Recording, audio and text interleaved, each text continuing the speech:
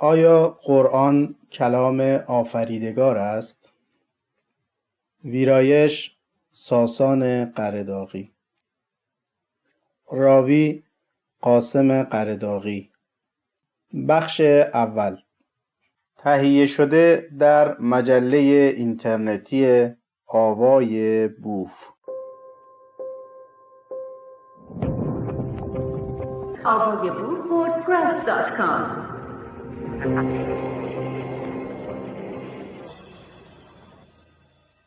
سرآغاز. با درود به تمام پژوهشگران و کسانی که بدون تعصب و با تحقیق به چیزی ایمان می‌آورند یا از چیزی دوری می‌کنند. این کتاب را به تمام کسانی که در راه آگاهی گام برمی‌دارند به طور رایگان تقدیم می‌کنم. به امید روزی که هر کس با آگاهی کامل آیین خود را انتخاب کند و آزادی و برابری همه دنیا را فرا گرفته باشد. کلیه نوشته های این کتاب بر پایه قرآن می باشد و از پایه‌گذاری به هر منبع دیگری تا حد امکان خودداری شده است. خواهشمند هستم در صورت شک در هر مورد به قرآن مراجعه نمایید. آیا قرآن باید تفسیر شود؟ اولین حرفی که به هر کدام از مسلمانان در مورد قرآن زده می شود می گویند تو نمی توانی قرآن را بفهمی. قرآن احتیاج به تفسیر دارد. حال ببینیم خود قرآن در این مورد چه گفته است. سوره قمر آیه 17, 22, 32 و 40. وَلَقَدْ يَسَّرْنَا الْقُرْآنَ لِلذِّكْرِ فَهَلْ مِن مُّدَّكِرٍ. و قطعاً قرآن را برای پندآموزی آسان کرده ایم. پس آیا پندگیرنده ای هست؟ سوره کهف آیه 2. قَيِّمًا لِّيُنذِرَ بَأْسًا شَدِيدًا مِّن لَّدُنْهُ ويبشر المؤمنين الذين يعملون الصالحات أن لهم أجرا حسنا. کتابی راست و درست تا گناهکاران را از جانب خود به عذابی سخت بیم دهد و مؤمنانی را که کارهای شایسته می کنند نوید بخشد که برای آنان پاداشی نیکوست. سوره زخرف آیه 3. إنا جعلناه قرآنا عربيا لعلكم تعقلون. ما آن را قرآنی عربی قرار دادیم باشد که بیندیشید. سوره الزمر آیه 28. قرآنا عربيا غير ذي عوج لعلهم يتقون. قرآنی عربی بی هیچ کژی باشد که آنان راه تقوا پویند. حال باز هم با همه این تأکیدات بعضی میگویند قرآن احتیاج به تفسیر دارد. اگر احتیاج به تفسیر دارد چرا این همه یا ایها الناس، یا ایها المؤمنون، یا ایها الذین آمنوا دارد و به جای اینها نیامده یا ایها المفسرون، یا ایها العالمون، یا ایها المراجع التقلید؟ چون خطاب قرآن به انسانها بوده است نه به مفسرها. چرا باید در سوره قمر 4 بار تأکید شود؟ سوره الانفال آیه 22. إن شر الدواب عند الله الصم البكم الذين لا يعقلون. قطعاً بدترین جنبندگان نزد الله کران و لالانی اند که نمی اندیشند. آیا قرآن کلام آفریدگار است؟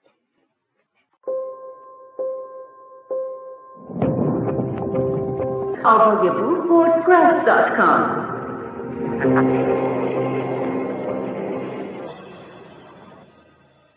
بخش دوم. اسلام برای یک قوم یا برای همه مردم دنیا؟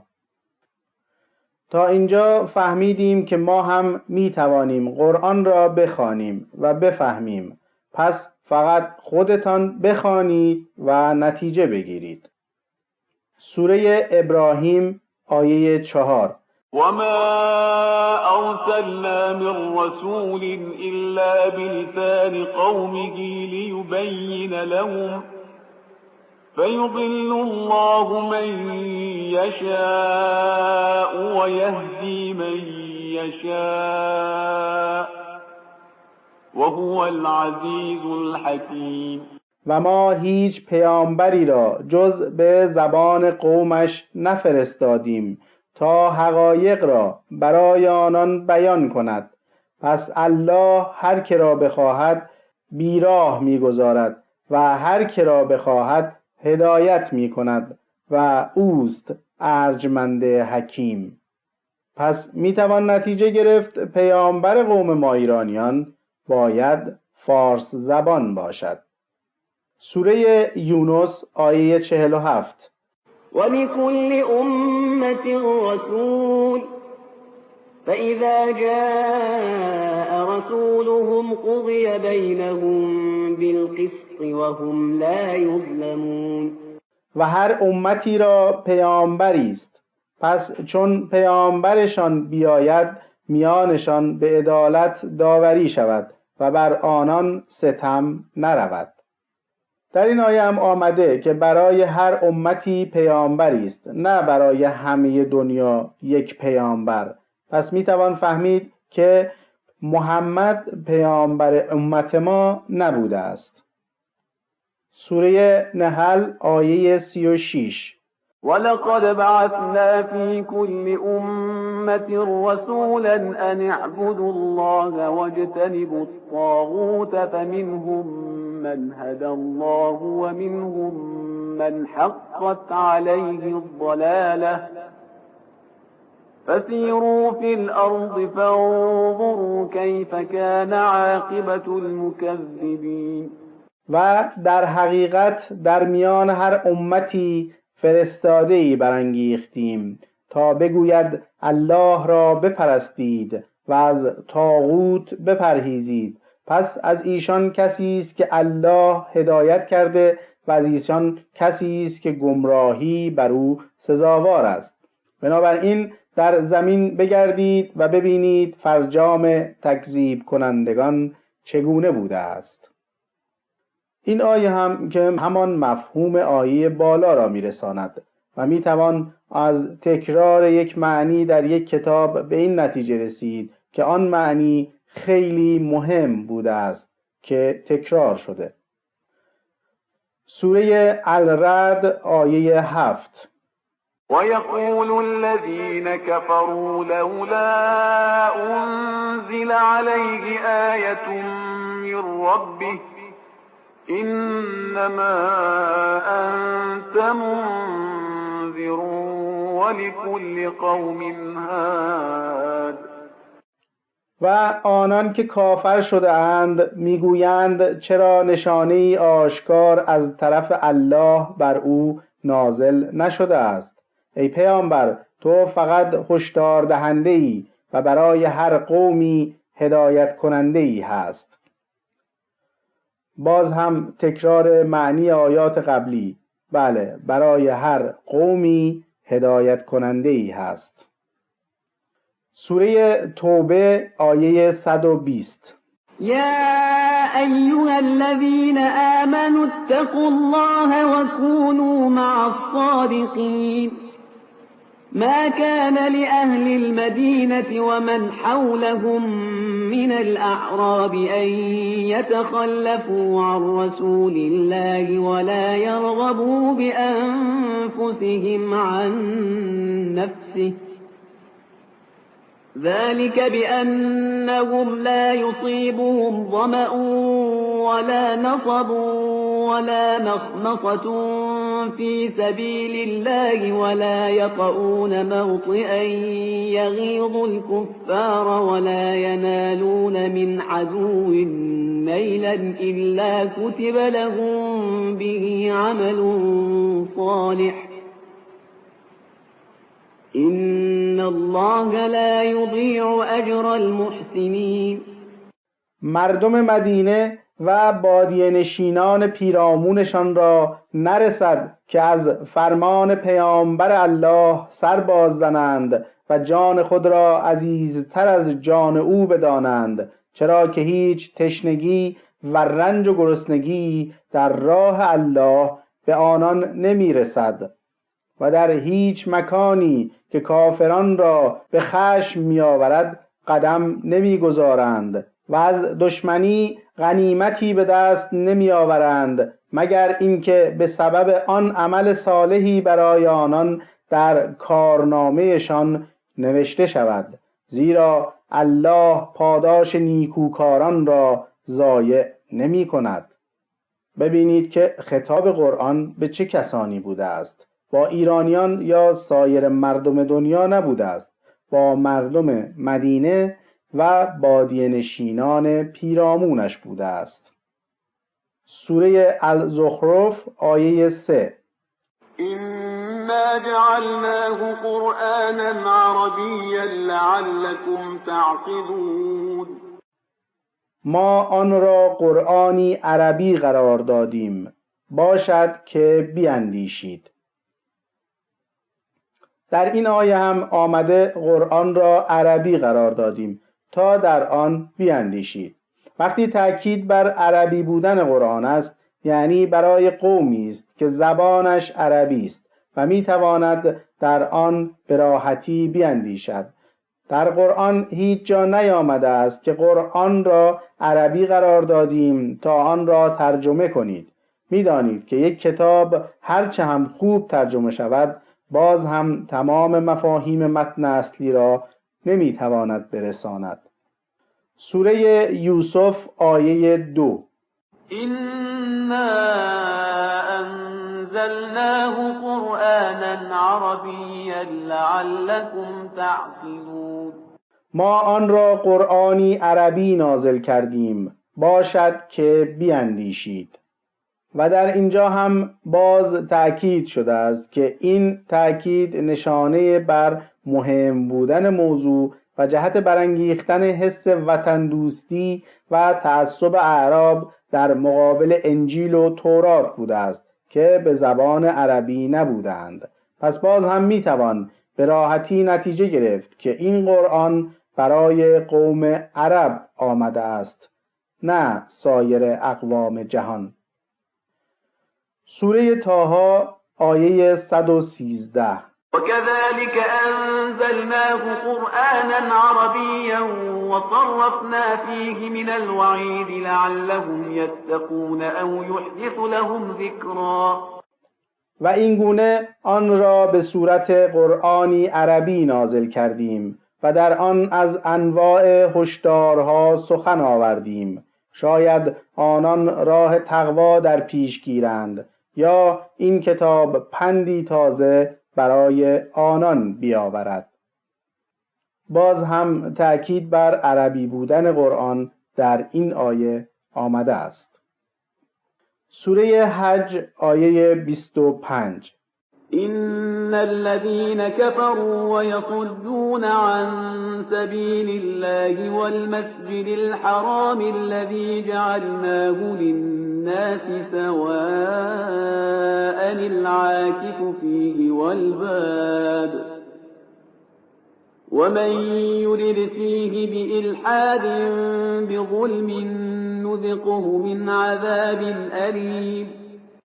بیگمان کسانی که کافر شدند و از راه الله و مسجد الحرام که آن را برای مردم اعم از مقیم در آنجا و بادیه نشین یکسان قرار داده ایم جلوگیری می کنند و نیز هر که بخواهد در آنجا به ستم از حق منحرف شود او را از عذابی دردناک می چشانیم.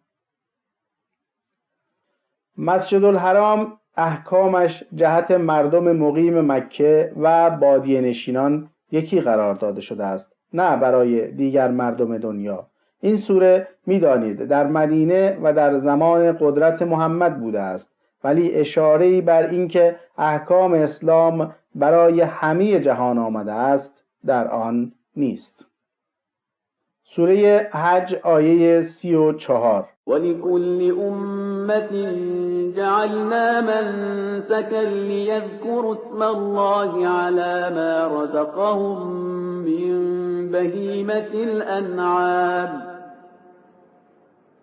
فإلهكم إله واحد فله أسلموا وبشر المخبتين. و برای هر امتی مناسکی قرار دادیم تا نام الله را بر دامهای زبان بسته‌ای که روزی آنها گردانیده یاد کنند. پس بدانید که الله شما الله یگانه است. پس به فرمان او گردن نهید و فروتنان را بشارت ده.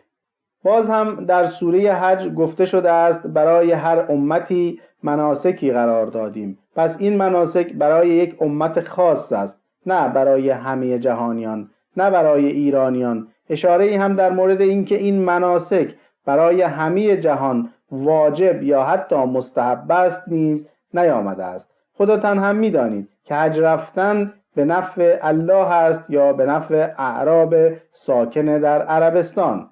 بله، تمام پول ما ایرانیان و بقیه کشورهای مسلمان صرف عیش و نوش اعراب عربستان می شود که ما با حج رفتن پول زحمات خود و گرسنگی مردم میهنمان را تقدیم مردم عربستان می کنیم و حج صنعت توریسم عربستان را قدرتمند می کند.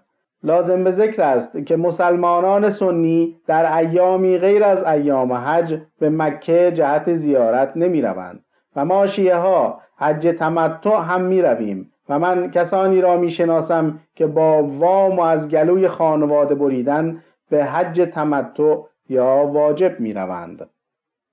ای قوم به حج رفته، کجایید کجایید؟ معشوق همینجاست، بیایید بیایید. معشوق تو همسایه دیوار به دیوار، در وادی سرگشته شما در چه هوایید؟ آنها که به سر در طلب کعبه دویدند، چون عاقبت الامر به مقصود رسیدند. رفتند در آن خانه که بینند خدا را، بسیار بجستند خدا را و ندیدند. چون معتکف خانه شدند از سر تکلیف، ناگاه خطابی هم از آن خانه شنیدند که خانه پرستان چه پرستید گل و سنگ، آن خانه پرستید که پاکان طلبیدند. مولوی. و باز آیه 67 از سوره حج. لكل أمة جعلنا منسكا هم ناسكوه فلا ينازعنك في الأمر وادع إلى ربك إنك لعلى هدى مستقيم. برای هر امتی مناسکی قرار دادیم که آنها بدان عمل می کنند. پس نباید در این امر با تو به ستیزه برخیزند. به راه الله دعوت کن، زیرا تو بر راهی راست قرار داری. باز هم تأکید بر همان معنای آیه بالا در سوره حج و جهت رساندن اهمیت این موضوع که برای هر امتی یک مناسکی وجود دارد. پس مناسک حج جهت همان امتی که محمد آنها را به اسلام دعوت کرد قرار داده شده است. و همینطور در آیه 78 سوره حج. وجاهدوا في الله حق جهاده هو اجتباكم وما جعل عليكم في الدين من حرج ملة أبيكم إبراهيم هو سماكم المسلمين من قبل وفي هذا ليكون الرسول شهيدا عليكم وتكونوا شهداء على الناس فأقيموا الصلاة وآتوا الزكاة واعتصموا بالله هو مولاكم فنعم المولى ونعم النصير. و در راه الله چنان که حق جهاد در راه اوست جهاد کنید. اوست که شما را برای خود برگزیده و در دین بر شما سختی قرار نداده است. آیین پدرتان ابراهیم نیز چنین بوده است. او بود که قبلا شما را مسلمان نامید و در این قرآن نیز همین مطلب آمده است تا این پیامبر بر شما گواه باشد و شما بر مردم گواه باشید. پس نماز را برپا دارید و زکات بدهید و به پناه الله روید. او مولای شماست. چه نیکو مولایی و چه نیکو یاوری. حتما خودتان خوب می‌دانید بنابر روایات مختلف پدر ملت عربستان اسماعیل فرزند ابراهیم بوده است که ابراهیم بنابر خواست همسرش ساره همسر دیگرش هاجر که کنیزش بوده است و از او بچه دار می شود را به همراه فرزندش اسماعیل در بیابان عربستان رها می کند و اعراب عربستان را از نسل اسماعیل می دانند و بنابر روایات ابراهیم را می توان پدر قوم عرب دانست. و در آیه بالا هم گفته شده آیین پدرتان ابراهیم را برای شما قرار داد. با توجه به اینکه ابراهیم پدر قوم عرب بوده است بدون تعصب می توان نتیجه گرفت اسلام برای همه جهان نبوده است، زیرا ما فرزندان ابراهیم نیستیم.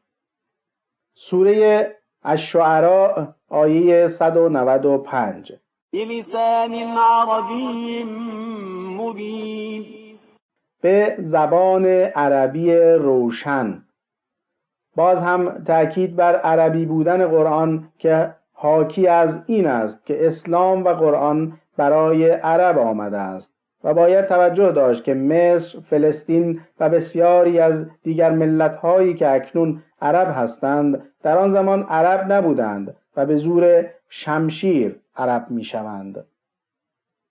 سوره شعراء آیات 214 تا 216 وأنذر عشيرتك الأقربين واخفض جناحك لمن اتبعك من المؤمنين فإن عصوك فقل إني بريء مما تعملون. و خیشان نزدیکت را هشدار ده و برای آن مؤمنانی که تو را پیروی کرده اند بال خود را فرو گستر و اگر تو را نافرمانی کردند بگو من از آنچه می کنید بیزارم. در مورد آیه بالا هم که دیگر احتیاجی به گفتن ندارد که ما خیشان نزدیک محمد نیستیم. سوره القصص آیه 46 وما كنت بجانب الطور إذ نادينا ولكن رحمة من ربك لتنذر قوما ما أتاهم من نذير من قبلك لعلهم يتذكرون. و آن دم که موسی را ندا در دادیم تو در جانب تور نبودی، ولی این اطلاع تو رحمتی است که الله تو تا قومی را که هیچ هشدار دهنده‌ای پیش از تو برایشان نیامده است بیم دهی، باشد که آنان پند پذیرند.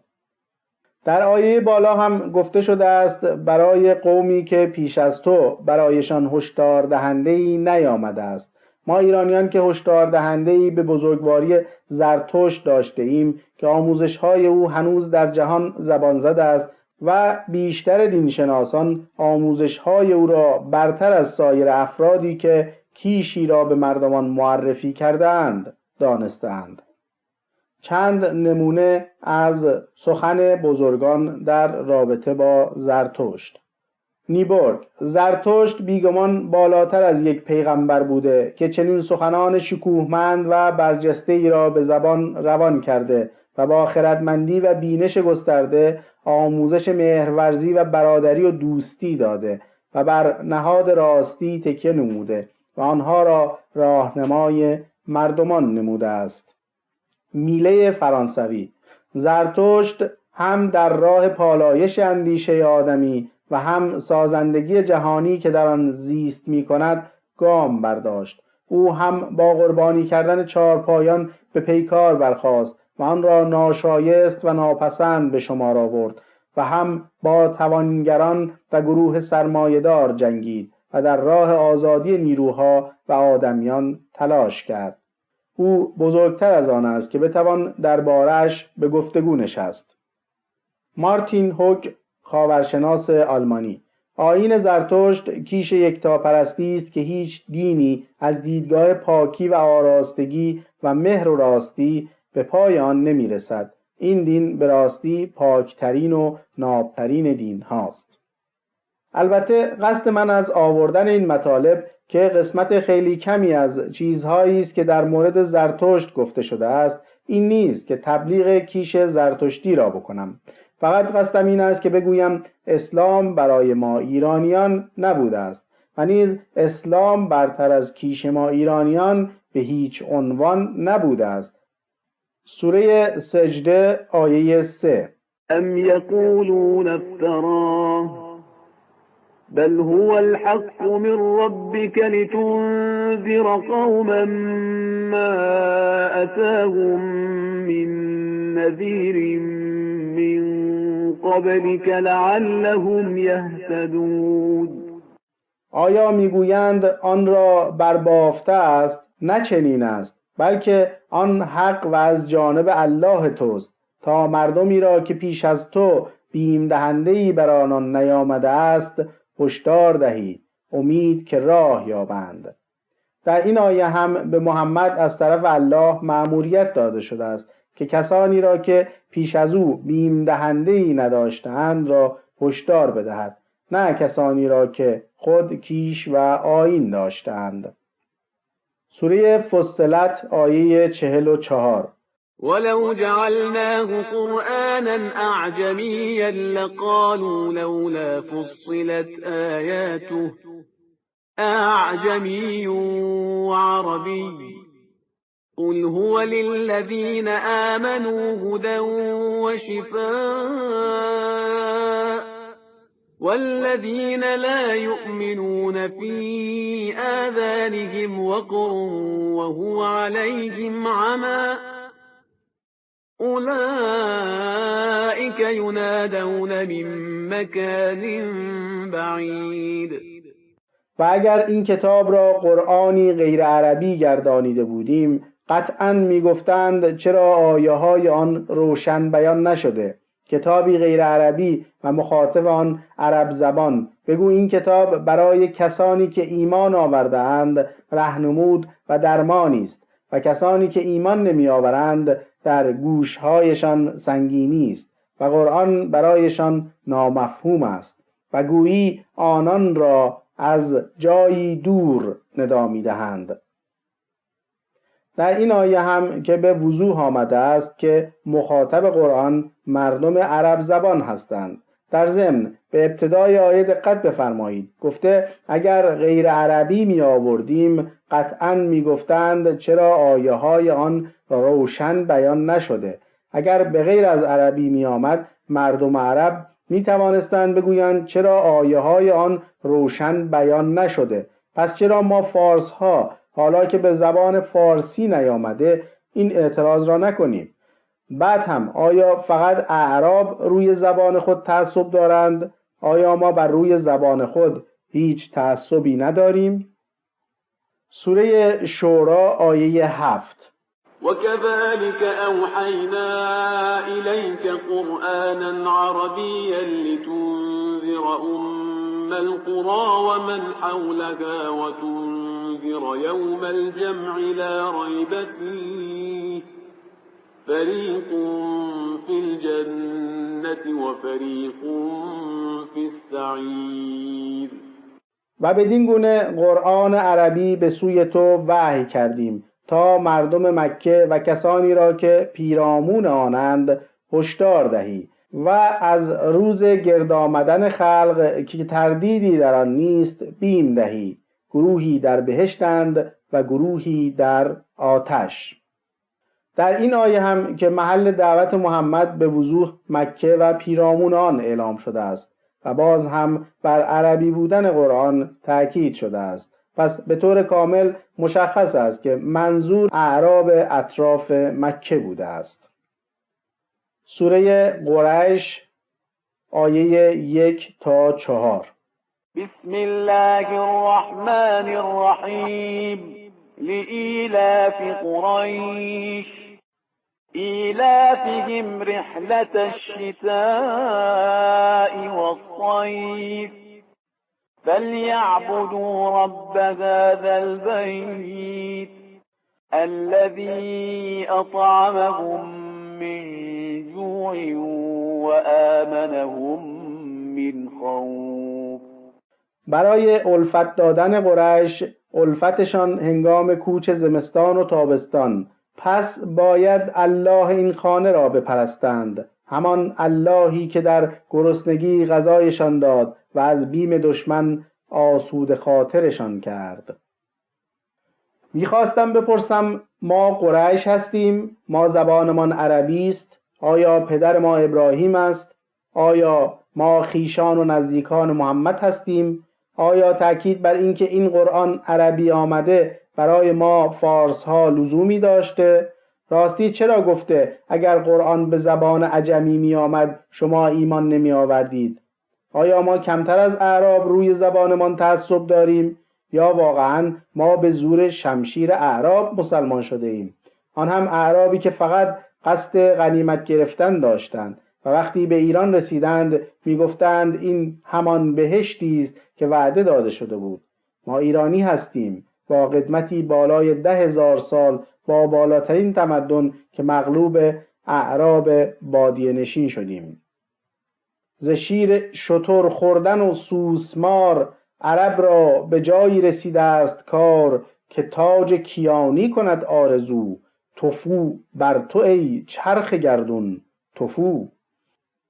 خواهش میکنم تعصب دینی را به کنار بگذارید و به اصل خود برگردید. نگاهی به تخت جمشید کنید، نگاهی به کتیبه کوروش کبیر کنید که منشور حقوق بشر سازمان ملل برگرفته از آن است.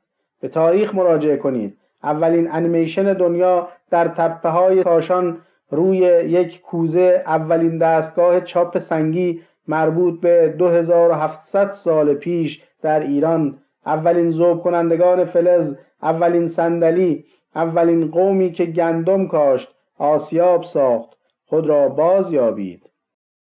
آیا قرآن کلام آفریدگار است؟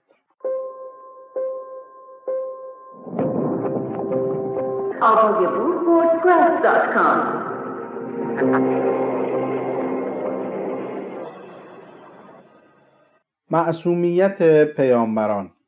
سوره 11 هود آیه 4. تا آنگاه که فرمان ما در رسید و تنور فوران کرد، فرمودیم در آن کشتی از هر حیوانی یک جفت با کسانت، مگر کسی که قبلا درباره او سخن رفته است، پسر نوح و کسانی که ایمان آورده‌اند حمل کن و با او جز عده اندکی ایمان نیاورده بودند. سوره 11 هود آیه 42. آن کشتی ایشان را در میان موجی کوه آسا میبرد و نوح پسرش را که در کناری بود بانگ در داد: ای پسرک من، با ما سوار شو و با کافران مباش. در آیات قبلی به نوح ابلاغ شده بود که به جز آن که درباره او سخن رفته است، چرا نوح باز هم سرپیچی می کند و پسرش را صدا می زند؟ سوره 11 هود آیه 24.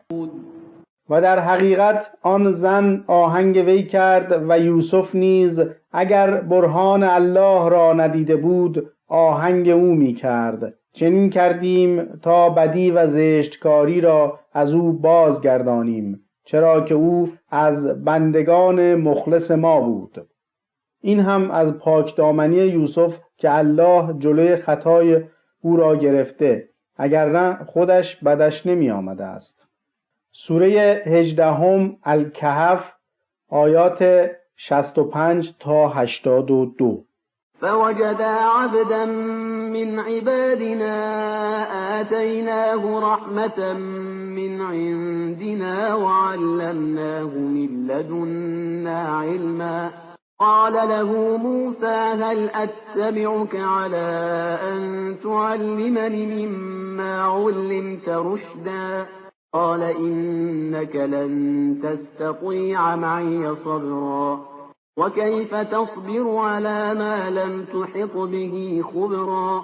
قال ستجدني إن شاء الله صابرا ولا أعصي لك أمرا.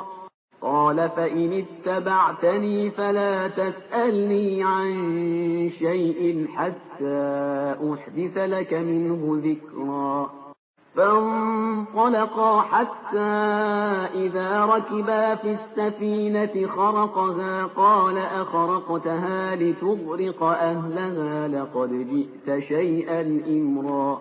قال ألم أقل إنك لن تستطيع معي صبرا. قال لا تؤاخذني بما نسيت ولا ترهقني من أمري عسرا.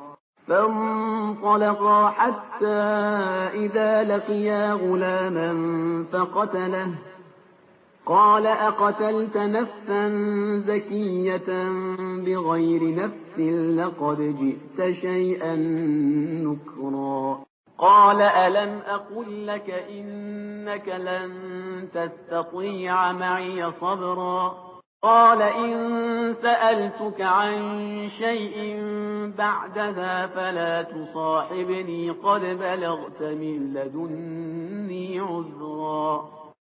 فانطلقا حتى إذا أتيا أهل قرية استطعما أهلها فأبوا أن يضيفوهما فوجدا فيها جدارا يريد أن ينقض فأقامه.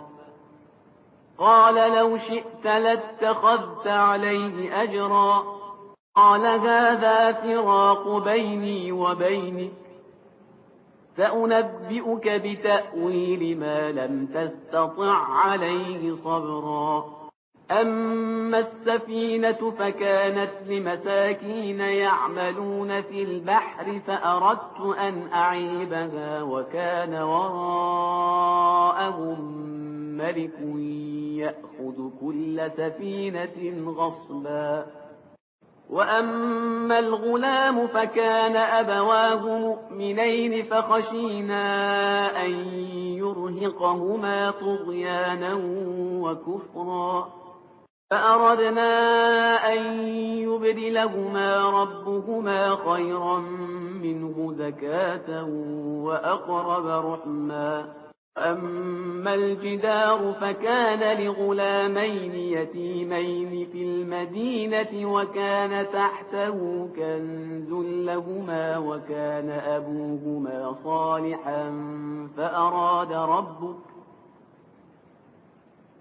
فأراد ربك أن يبلغا أشدهما ويستخرجا كنزهما رحمة من ربك وما فعلته عن أمري ذلك تأويل ما لم تسطع عليه صبرا. تا بنده ای از بندگان ما را یافتند که از جانب خود به او رحمتی عطا کرده و از نزد خود بدو دانشی آموخته بودیم. موسی به او گفت آیا تو را به شرط این که از بینشی که آموخته ای به من یاد دهی پیروی کنم؟ گفت تو هرگز نمیتوانی همپای من صبر کنی و چگونه توانی بر چیزی که به شناخت آن احاطه نداری صبر کنی؟ گفت انشاءالله مرا شکیبا خواهی یافت و در هیچ کاری تو را نافرمانی نخواهم کرد. گفت اگر مرا پیروی می کنی پس از چیزی سؤال مکن تا خود از آن با تو سخن آغاز کنم. پس رهسپار گردیدند تا وقتی که سوار کشتی شدند وی آن را سوراخ کرد. موسی گفت آیا کشتی را سوراخ کردی تا سرنشینانش را غرق کنی؟ واقعا به کار ناروایی مبادرت ورزیدی. گفت آیا نگفتم که تو هرگز نمیتوانی هم پای من صبر کنی؟ موسی گفت به سبب آنچه فراموش کردم مرا مؤاخذه مکن و در کارم بر من سخت مگیر. پس رفتند تا به نوجوانی برخوردند. بنده ما او را کشت. موسی به او گفت آیا شخص بیگناهی را بدون اینکه کسی را به قتل رسانده باشد کشتی؟ واقعا کار ناپسندی مرتکب شدی. گفت آیا به تو نگفتم که هرگز نمیتوانی هم پای من صبر کنی؟ موسی گفت اگر از این پس چیزی از تو پرسیدم دیگر با من همراهی مکن و از جانب من قطعا معذور خواهی بود. پس رفتند تا به اهل قریه‌ای رسیدند. از مردم آنجا خوراکی خواستند، ولی آنها از مهمان نمودن آن دو خودداری کردند. پس در آنجا دیواری یافتند که میخواست فرو بریزد و بنده ما آن را استوار کرد. موسی گفت اگر میخواستی میتوانستی برای آن مزدی بگیری. گفت این بار دیگر وقت جدایی میان من و توست. به زودی تو را از تعویل آنچه که نتوانستی بر آن صبر کنی آگاه خواهم ساخت. اما کشتی از آن بینوایانی بود که در دریا کار می‌کردند. خواستم آن را معیوب کنم، چرا که پیشاپیش آنان پادشاهی بود که هر کشتی درستی را به زور می‌گرفت. و اما نوجوان پدر و مادرش هر دو مؤمن بودند. پس ترسیدم مبادا آن دو را به طغیان و کفر بکشد. پس خواستیم که الله آن دو را به پاکتر و مهربانتر از او عوض دهد. و اما دیوار از آن دو پسر بچه یتیم در آن شهر بود و زیر آن گنجی متعلق به آن دو بود و پدرشان مردی نیکوکار بود. پس الله تو خواست آن دو یتیم به حد رشد برسند و گنجینه خود را که رحمتی از جانب الله بود بیرون آورند و این کارها را من خودسرانه انجام ندادم. این بود تعویل آنچه که نتوانستی بر آن شکیبایی ورزی. واقعا این داستان جای کف زدن دارد، ولی او چه بنده‌ای بوده که به موسی پیامبر الله میخواسته چیز بیاموزد، در حالی که موسی کلیم الله بوده و با الله سخن میگفته است. چرا الله او را پیامبر خود نکرده با این همه علم؟ بعد هم کشتی را معیوب کند و آن همه آدم داخل کشتی بمیرند بهتر بود، یا بینوایانی را که الله میتوانست از راه دیگری به آنها رزق برساند. مگر به گفته خود قرآن الله رزق رساننده نیست؟ بعد هم آن نوجوان هنوز خطایی نکرده بود. حکم قبل از عمل از بنده مقرب الله بعید است که کشته شود. الله بهتر نبود آن جوان را که هنوز پدر و مادر خود را گمراه نکرده بود هدایت کند، نه به دست بنده رحمت یافته‌اش بکشد. بعد هم آن گنج، یک اینکه الله بهتر از آن را میتوانست به آن بچه یتیم ها بدهد و پیامبرش را به بیگاری واندارد. دو اینکه میتوانست آن را از شر مردم نگه دارد. سه اینکه پیامبر الله که نباید در مقابل کاری که برای دیگران میکند انتظار داشته باشد. بعد از همه این حرفها این پیامبر هم که بی صبر در آمد و پایین تر از یک بنده الله در همان زمان. سوره 21 الانبیاء آیه 87. وذا النون إذ ذهب مغاضبا فظن أن لن نقدر عليه فنادى في الظلمات أن لا إله إلا أنت سبحانك فنادى في الظلمات أن لا إله إلا أنت سبحانك إني كنت من الظالمین. و ذوالنون را یاد کن آنگاه که خشمگین رفت و پنداشت که ما هرگز بر او قدرتی نداریم تا در دل تاریکی ها ندا در داد که معبودی جز تو نیست. منزهی تو راستی که من از ستمکاران بودم.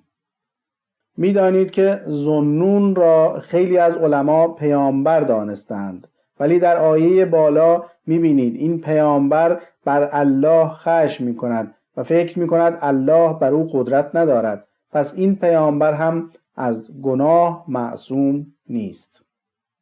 سوره 28 القصص آیات 15 و 16. ودخل المدينة على حين غفلة من أهلها فوجد فيها رجلين يقتتلان هذا من شيعته وهذا من عدوه فاستغاثه الذي من شيعته على الذي من عدوه فوكزه موسى فقضى عليه قال هذا من عمل الشيطان إنه عدو مضل مبين قال رب إني ظلمت نفسي فاغفر لي فغفر له إنه هو الغفور الرحیم. و داخل شهر شد بی آنکه مردمش متوجه باشند. پس دو مرد را با هم در زد و خورد یافت، یکی از پیروان او و دیگری از دشمنانش بود.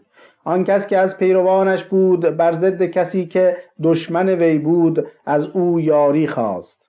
پس موسی مشتی بدو زد و او را کشت. گفت این کار شیطان است، چرا که او دشمنی گمراه کننده و آشکار است.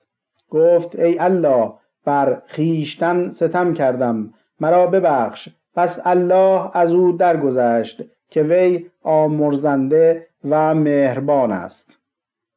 سوره 28 القصص آیه 33. قال رب إني قتلت منهم نفسا فأخاف أن يقتلون. گفت ای الله، من کسی از ایشان را کشتم، میترسم مرا بکشند. این پیامبر هم که آدم میکشد. البته چیزی از تورات و انجیل هم که در آنها لوط با دختران خود عمل زناشویی انجام میدهد. ابراهیم زنش را خواهر خود معرفی می کند و به فرعون مصر می فروشد و داوود که با زن یکی از افرادش همخواب می شود و او حامله می شود و صدها مثل آن را نیاوردم، چون قول دادم منبع این کتاب فقط قرآن باشد.